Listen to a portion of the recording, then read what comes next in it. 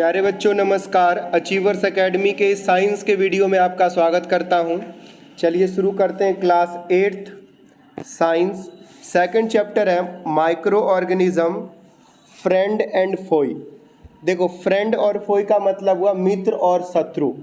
Micro organism मतलब सूक्ष्म जीव। तो जो सूक्ष्म जीव हैं क्या होते हैं वो? देखो, जीव, हम भी एक जीव है, पेड़ पौधे भी जीव हैं, हाथी घोड़ा कुत्ता बिल्ली ये भी जीव है। सूक्ष्म मतलब बहुत ही छोटे, स्मॉल। माइक्रोस्कोपिक मतलब ऐसे जिनको आप अपनी आंखों से नहीं देख सकते, उनको देखने के लिए आपको माइक्रोस्कोप सूक्ष्मदर्शी की आवश्यकता पड़ेगी। इसे माइक्रो ऑर्गेनिज्म कहते हैं। ठीक है, तो देखो यहाँ पर लिखा हुआ है living organism around us which we normally cannot see, these are called microorganisms और microbes। ठीक है, आगे बढ़ते हैं। माइक्रो ऑर्गेनिजम्स को अलग अलग ग्रुप में क्लासीफाई किया गया है। Micro organisms are classified into 4 major groups. Each groups are bacteria, fungi, protozoa and algae. अलग अलग 4 ग्रुप में माइक्रो ऑर्गेनिज्म को बांटा गया है। वो 4 ग्रुप क्या है? Bacteria, fungi, protozoa and algae.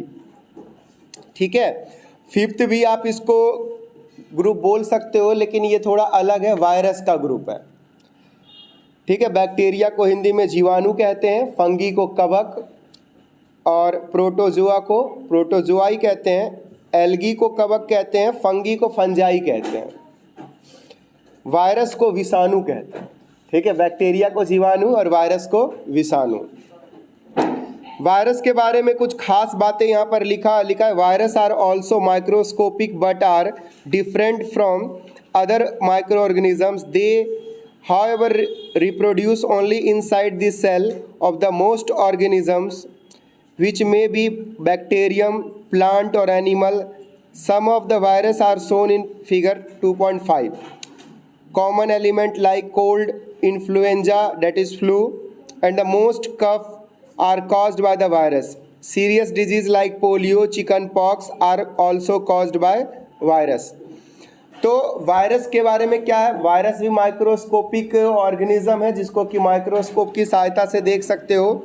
ये वायरस में खास क्या होता है कि बैक्टीरिया ये सब बाहर, अगर एक बैक्टीरिया है तो 40 बैक्टीरिया हो जाएगा, 1 से 2, 2 से 4, 4 से 8।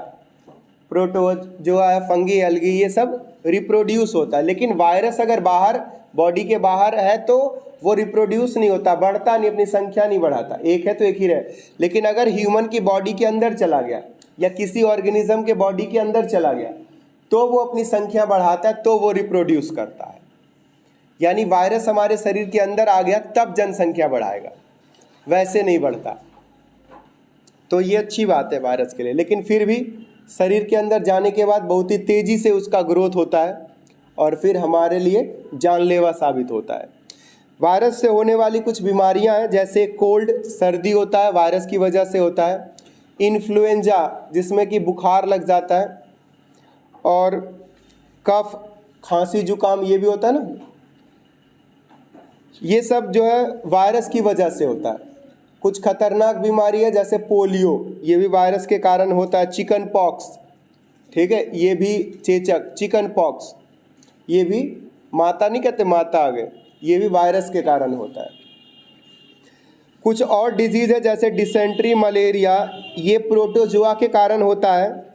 टाइफाइड और ट्यूबरकुलोसिस, टीबी के बारे में सुना होगा ना, टीबी हो गया उसको, तो टीबी बीमारी जो है बैक्टीरिया की वजह से होता है। टाइफाइड भी बैक्टीरिया की वजह से होता है। किसको तुम में से हाल फिलहाल में टाइफाइड हुआ था? तुम्हें हुआ था। आगे बढ़ते इस चैप्टर में। देखो, ये जो डायग्राम दिख रहा है आपको, ये बैक्टीरिया है, इस तरह का इसका इंटरनल शेप है। ये एल्गी का है, कालामाइडोमोनास, स्पायरोगैरा, अमीबा, पैरामीशियम, ये प्रोटोजोआ है। ब्रेड मोल्ड, पेनिसिलियम और एस्परगिलस, ये फंगी है। ये वायरस का डायग्राम है। अब बच्चों आगे क्वेश्चन आता, वेयर डू ऑर्गेनिजम्स या माइक्रो ऑर्गेनिजम्स लिव, ये सूक्ष्म जीव माइक्रो ऑर्गेनिज्म कहाँ रहते हैं। तो लिखा microorganisms may be single celled like bacteria, some algae and protozoa और multicellular such as many algae and fungi. They live in all type of environment ranging from ice cold climate to hot spring and desert to marshy land. They are also found inside the bodies of animal including humans. Some microorganisms grow on other organism while other exist freely. तो micro organism जो है single cell जैसे bacteria है, ठीक है, कुछ multi cellular भी हैं, तो फंगी वगैरह हो गया, मल्टी सेलुलर एल्गी, तो ये सभी तरह के इन्वायरमेंट में रहते हैं। यहाँ तक का बिल्कुल कोल्ड क्लाइमेट हो, बहुत ही बर्फीला ठंडा वातावरण हो, तो वहाँ भी रहते हैं, और बिल्कुल हॉट क्लाइमेट हो, बिल्कुल डेजर्ट मतलब मरुस्थल जैसा, वहाँ भी रहते हैं। यहाँ तक का दलदल हो, मार्सी लैंड हो, वहाँ भी रहते हैं। तो माइक्रो ऑर्गेनिज्म लिव एवरीवेयर, हर जगह पर माइक्रो ऑर्गेनिजम्स सर्वाइव करते हैं, रहते हैं, ठीक है। They are also found inside the bodies of animals including humans. Some microorganisms grow on their organism while others exist freely. तो कुछ माइक्रो ऑर्गेनिज्म हमारे शरीर के अंदर भी रहते हैं, और भी लिविंग ऑर्गेनिज्म है उनके शरीर के अंदर भी रहते हैं, और बहुत कुछ माइक्रो ऑर्गेनिज्म फ्रीली हवा में इन्वायरमेंट में सर्वाइव करते रहते हैं। आगे है माइक्रो ऑर्गेनिजम्स एंड अस, सूक्ष्म जीव और हम। तो micro organisms play an important role in our lifes. Some of them are beneficial in many ways where some others are harmful and cause diseases. Micro organism हमारे लिए कई तरीके से उपयोगी है, महत्वपूर्ण है, इम्पॉर्टेंट है. कुछ माइक्रो ऑर्गेनिज्म कुछ हद तक हमारे लिए नुकसानदायक भी है और कुछ लाभकारी भी है. जो नुकसानदायक है, जो हार्मफुल है, वो क्या है, हमारे शत्रु हैं, और जो हमारे लिए बेनिफिशियरी है, फ़ायदेमंद है, वो हमारे मित्र हैं.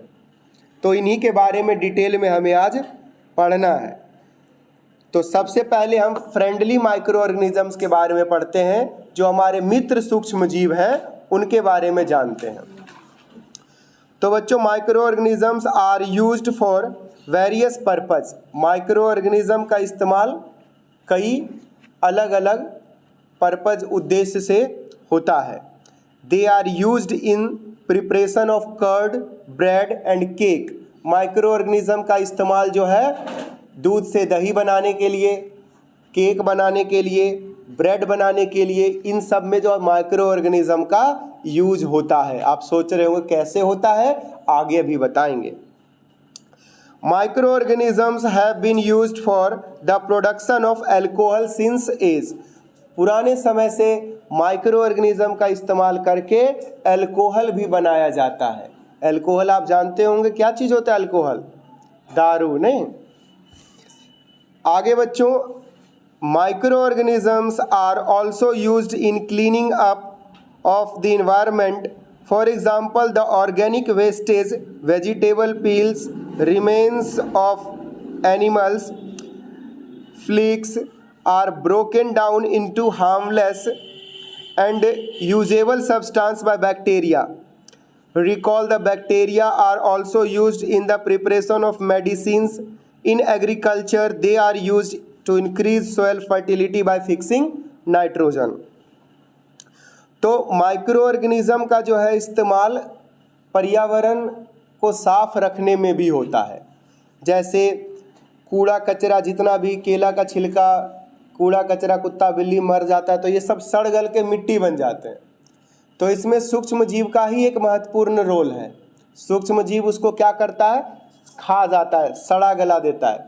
7वीं कक्षा में आपने पढ़ा होगा मृतजीवी यानी सेप्रोट्रॉप्स, जो कि मरे हुए सड़े हुए चीज़ों को डिकम्पोज कर देते हैं, विघटित कर देते हैं. तो जिस वजह से क्या होता है, इन्वायरमेंट हमारा क्लीन हो पाता है, क्लीन रह पाता है.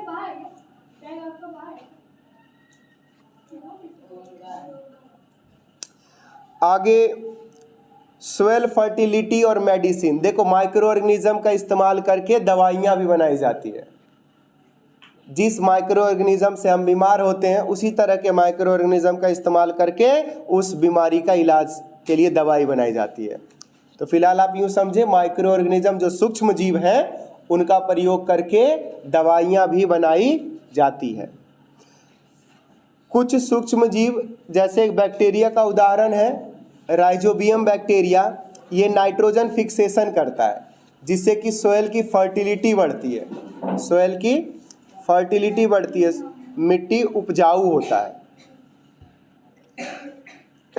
तो ये सब चीज़ें हमने बताई, ये सब बैक्टीरिया का या माइक्रो ऑर्गेनिज्म का फ़ायदा है। फिर से बताता हूँ, देखो माइक्रो ऑर्गेनिज्म के इस्तेमाल से दही बनाया जाता है, ब्रेड बनाया जाता है, केक बनाया जाता है, अल्कोहल बनाया जाता है, दवाइयाँ बनाई जाती है, पर्यावरण को साफ रखा जाता है और मिट्टी की उर्वरता बढ़ाई जाती है, सॉइल की फर्टिलिटी बढ़ाई जाती है। तो इतने सारे क्या है माइक्रो ऑर्गेनिज्म के अच्छे इस्तेमाल हैं। अब इनके बारे में ही थोड़ा डिटेल में पढ़ते हैं। तो मेकिंग कर्ड एंड ब्रेड, तो ब्रेड और दही कैसे बनता है इसके बारे में जानते हैं। लिखा curd contains several microorganisms. Of these, the bacterium Lactobacillus promote the formation of curd. It multiplies in milk and convert it into curd. Bacteria are also involved in the making of cheese, pickles, and many other food items. An important ingredient of rava, idli, baturas is curd. तो आपको पता है इडली, रावा, बटूराज इन सब में दही का बड़ा इस्तेमाल होता है। तो दही कैसे बनाया जाता है? लैक्टोबैसिलस नाम का बैक्टीरिया होता है जो अपनी जनसंख्या मल्टीप्लाई करता है। एक बैक्टीरिया से 2, 2 से 4, 4 से 8, 8 से 16, 32, 64, 128, 256 और 512 और 1024, 2048, फिर 4096, इस तरह से बढ़ता जाता है। तो बहुत जल्दी ढेर सारे बैक्टीरिया पनप जाते, लाखों करोड़ों, और हमारा दही जम जाता है। तो दही अपने आप में क्या सूक्ष्म जीव है, बैक्टीरिया है, कीड़ा है। तो दही नहीं खाओगे आज के बाद। बताया तो बहुत सारे माइक्रो ऑर्गेनिज्म हमारे लिए फ़ायदेमंद होते हैं, उसको खा सकते हैं। आगे देखो, bacteria and yeast are also helpful for the fermentation of rice, idlis and dosa batter. देखो फर्मेंटेशन एक प्रोसेस होता है जो ईस्ट करता है। अब इसे समझाता हूँ। देखो सबसे पहले इस देख लेते हैं, जो मैदा होता है, आटा होता है मैदा, तो मैदे के अंदर जब ईस्ट डाल देते हैं और उसको हीट करते हैं तो कार्बन डाइऑक्साइड गैस प्रोड्यूस होता है। जो कार्बन डाइऑक्साइड गैस प्रोड्यूस होता है इस वजह से ये मैदा फुलफुला हो जाता है, फूल जाता है। तो केक, पाव, रोटी, ब्रेड पीस, ये सब बनाने में इसी तरह से इस्तेमाल होता है। यहाँ लिखा हुआ है yeast reproduce rapidly and produces carbon dioxide during the respiration. Bubbles of the gas fill the dough and increase its volume. This is the basis of use of yeast in the baking industry for making bread, pastries and cake। तो उसके अंदर east डाल दिया जाता है। East जो है reproduce करता है और कार्बन डाइऑक्साइड प्रोड्यूस करता है। कार्बन डाइऑक्साइड गैस की वजह से वो फूल जाता है, फुलफुला हो जाता है। कॉमर्शियल यूज है, कॉमर्शियल मतलब पैसा कमाने के लिए माइक्रो ऑर्गेनिज्म का इस्तेमाल किया जाता है। तो वो चीज़ क्या है उसे समझते हैं। Microorganisms are also used for the large scale production of alcohol, wine, acetic acid, vinegar. Yeast is used for the commercial production of alcohol and wine. For this purpose, yeast is grown on natural sugar present in the grains like barley, wheat, rice and crushes fruit juice. तो सबसे ज़्यादा जो है alcohol produce करने के लिए micro organism का commercial level पर इस्तेमाल किया जाता है। क्या किया जाता है? तो ईस्ट उत्पन्न किया जाता है। कैसे उत्पन्न होता है? तो जितने भी शुगर कंटेनिंग सब्सटेंस है जिसमें कि चीनी होता है, जैसे आपको पता है कि चावल में भी कार्बोहाइड्रेट है, चीनी का ही रूप है, गेहूं में भी है, मक्का में भी है, बारले में भी है, जौ बोलते हैं बारले को।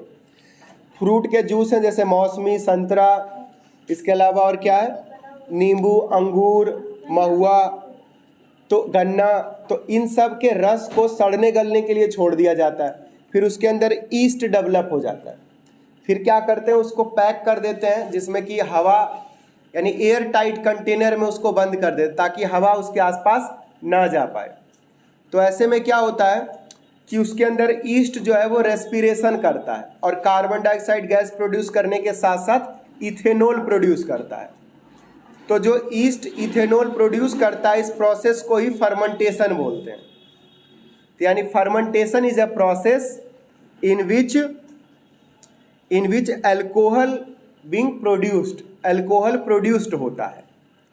जो भी शुगर है वो कन्वर्ट हो जाता है अल्कोहल में, किसके माध्यम से, ईस्ट जो कि सूक्ष्म जीव है उसके माध्यम से। इस प्रोसेस को फर्मेंटेशन बोलते हैं। हिंदी में इस प्रोसेस को किंडवन बोलते हैं, हिंदी में इस प्रोसेस को किंडवन बोलते हैं। ठीक है,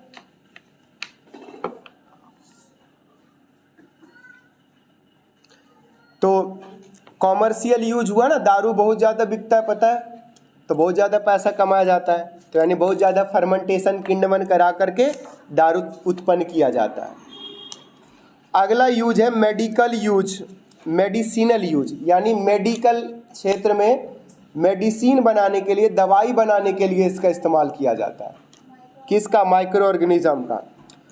तो लिखा whenever you fall ill, जब कभी भी आप बीमार पड़ते हैं, doctor may give you some antibiotic tablets, आपको doctor antibiotic tablets, capsule, injections ये सब देता है। पेनिसिलिन एक इंजेक्शन का नाम है। The source of these medicines is micro organism, ये मेडिसिन कहाँ से बनाया जाता है, तो माइक्रो ऑर्गेनिज्म के सहायता से बनाया जाता है। These days number of antibiotics are being produce, आजकल जो है बहुत सारे एंटीबायोटिक्स जो है प्रोड्यूस किए जा चुके हैं। स्ट्रेप्टोमाइसिन, टेट्रासाइक्लिन, एरिथ्रोमाइसिन, ये पैरासीटामोल, ये सभी क्या है, एंटीबायोटिक्स दवाई है। ठीक है, ये लुई पास्चर था जिसने फर्मेंटेशन प्रोसेस डिस्कवर किया था, दारू बनाना, लुई पास्चर। अलेक्जेंडर फ्लेमिंग था जिसने पेनिसिलिन नाम का जो है एंटीबायोटिक ढूंढा, पेनिसिलिन, अलेक्जेंडर फ्लेमिंग।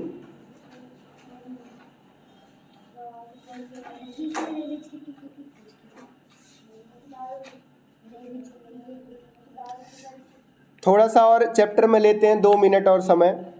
आगे है वैक्सीन। बच्चों आपने वैक्सीन के बारे में सुना होगा, कोरोना समय में वैक्सीन सबने लगवाया है। तो ये वैक्सीन क्या होता है, एक दवाई तो एंटीबायोटिक हो गई, एंटीबायोटिक मतलब ऐसी दवाई जब आप बीमार पड़ेंगे तो आप खाओगे, जो माइक्रो ऑर्गेनिज्म से ही बनाया गया है, वो हमारे बॉडी में जाने के बाद क्या करता है, जिन माइक्रो ऑर्गेनिज्म की वजह से हम बीमार हुए उन माइक्रो ऑर्गेनिज्म के ग्रोथ को रोक देता है, उन माइक्रो ऑर्गेनिज्म के ग्रोथ को रोक देता है। तो मैं बता रहा था वैक्सीन के बारे में ना, देखो तो एंटीबायोटिक का मतलब ये समझा, वो हमारे बॉडी में जो माइक्रो ऑर्गेनिज्म है उसके ग्रोथ को स्टॉप कर देता है या उनको किल कर देता है, ख़त्म कर देता है। तो जब एक दिन दवाई लेते हो आप तो थोड़ा सा वो बढ़ना माइक्रो ऑर्गेनिज्म कम कर देता है, 2 दिन लेते हो, 3 दिन लेते हो, जब माइक्रो ऑर्गेनिज्म जो हमारे बॉडी में एक्स्ट्रा घुस गए बाहर वाले वो मर जाते, ख़त्म हो जाते, तो हम स्वस्थ हो जाते, ठीक हो जाते हैं, है ना, हम बीमार जो पड़ गए ठीक हो जाते हैं। इसी तरह से माइक्रो ऑर्गेनिज्म जो है ना 2 तरह से, एक है बाहर में जो हमारे बॉडी के अंदर चला गया तो हम बीमार हो जाएंगे, एक माइक्रो ऑर्गेनिज्म हमारे बॉडी के अंदर है, जो बाहर से जब माइक्रो ऑर्गेनिज्म हमारे बॉडी के अंदर जाता है तो उनको मार देता है। लेकिन अगर हमारे अंदर वाले माइक्रो ऑर्गेनिज्म मारने में सफल नहीं हो रहे हैं तो हम बीमार पड़ जाते हैं। तो ऐसे में दवाई हमें अलग से लेनी पड़ती है और फिर उसको जाके वो मार देता है तो हम ठीक हो जाते हैं। कुछ ऐसी बीमारियां हैं जिसकी एंटीबायोटिक दवाइयां नहीं बनी हैं, खास करके वायरल डिजीज का, वायरस का। तो इसका प्रिकॉशंस क्या है कि आप जो है वैक्सीन लगवा लें। वैक्सीन लगाने से क्या होता है कि हमारी बॉडी अपने आप को तैयार कर लेती है, हमारी बॉडी में अपने आप ऐसे माइक्रो ऑर्गेनिजम्स तैयार हो जाते हैं जो कि जब वायरस हम पर अटैक करेगा तो उससे वो फाइट करेंगे। तो इसी में क्या होता है, वैक्सीन, टीका लगाया जाता है। तो उस टीके में भी सिरिंज में जो हमारे बॉडी में इंजेक्ट किया जाता है, डाला जाता है, वो माइक्रो ऑर्गेनिज्म ही होता है। जैसे कोरोना का दवाई माइक्रो ऑर्गेनिज्म हमारी बॉडी में डाल दिया तो वो माइक्रो ऑर्गेनिज्म हमारे बॉडी में ढेर सारे ऐसे माइक्रो ऑर्गेनिज्म तैयार कर दिए हमारे बॉडी में, जो कि आने वाले समय में अगर इस तरह का कोई वायरल अटैक होता है हमारे को, तो उससे हमारी बॉडी को सुरक्षित रखेंगे। तो इसे कहते हैं एंटीबॉडीज। देखो यही लिखा है, when a disease carrying microbes enter our body the body produce antibodies to fight the invader. Invader मतलब जो हमारे बॉडी में बाद में माइक्रो ऑर्गेनिज्म अटैक करेंगे, उनसे लड़ने के लिए। The body also remembers how to fight the microbes if it enters again. If dead or weakened microbes are introduced into a healthy body, the body fights and kill the invading bacteria by producing suitable antibodies. The antibodies remains in the body and we protected from the disease causing microbes forever. This is how a vaccine work. इसी तरह से vaccine जो है काम करता है। Several disease including cholera, tuberculosis, smallpox, hepatitis can be prevented by the vaccination. तो कई सारी बीमारियां हैं जो वैक्सीनेशन से उसका रोकथाम किया गया है। एडवर्ड जेनर, जो बिना गर्दन वाला इंसान जो कह रहे थे, एडवर्ड जेनर ने स्मॉल पॉक्स के लिए क्या ढूंढा है, वैक्सीन। कब? 1798 में एडवर्ड जेनर ने वैक्सीन, टीके की खोज करा था। वैक्सीन के खोज करते। हाँ, तो ये सब क्या है, माइक्रो ऑर्गेनिज्म के फायदे हैं। इन योर चाइल्डहुड, आप अपने बचपन में, you must have been given injection to protect yourself against the several disease. आपको बचपन में जरूर इंजेक्शन लगा होगा, अलग अलग बीमारियों से आपको बचाने के लिए टीका लगा होगा। Can you prepare a list of these diseases you may take help from the parents. It is essential to protect our children against these diseases. Necessary vaccines are available in the nearby hospital. You might have seen the advertisement on TV and newspapers regarding protection of the children against the polio under the Pulse Polio program. तो आपने देखा होगा TV में किस तरह से प्रचार आता है पल्स पोलियो का।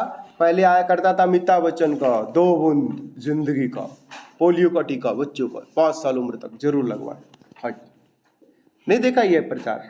2 बूंद जिंदगी के लिए पोलियो की दवा घर घर जाके पिलवाए, आंगनबाड़ी में दे। मम्मी तुम्हें पोलियो की दवा पिलाने नहीं ले जाते थे? 2 बूंद मुंह में, आ करो बाबू 2 बूंद डाल दे, टप टप। तुम लोगों ने पोलियो की दवा नहीं पिया? अब कड़वा लगता है, मीठा लगता है, दवा तो है ना। तो इसी तरह से टीवी पर भी वैक्सीनेशन प्रोग्राम का प्रचार आता रहता है। मोदी जी ने बोला ना टीका है बहुत जरूरी। क्या था टीका का प्रचार? मोदी जी नहीं कहते थे टीका लगवाए, वैक्सीन लगवाए। प्रचार नहीं आता था, कोरोना का मात्र एक इलाज, टीका लगवाए। आप अपने नजदीकी स्कूल, शाखा, ब्रांच में जाकर, हाय कोरोना होगा हमसे दूर, कोरोना होगा हमसे दूर जब लगाएंगे टीका आप और हम। वर्ल्ड वाइड भी कैंपेन होता है। जैसे पोलियो एक ऐसी बीमारी थी जिसके लिए पूरे विश्व में जो है वैक्सीन के लिए पोलियो का दवा का पूरा प्रचार हुआ, लोगों ने पोलियो का दवा पिया। आज हमारा देश जो है पोलियो मुक्त है। अब हमारे देश में पोलियो का कोई रोग ही नहीं है, किसी को पोलियो। ये तो मेरे को ध्यान नहीं है, आप गूगल करके बता देंगे आपको।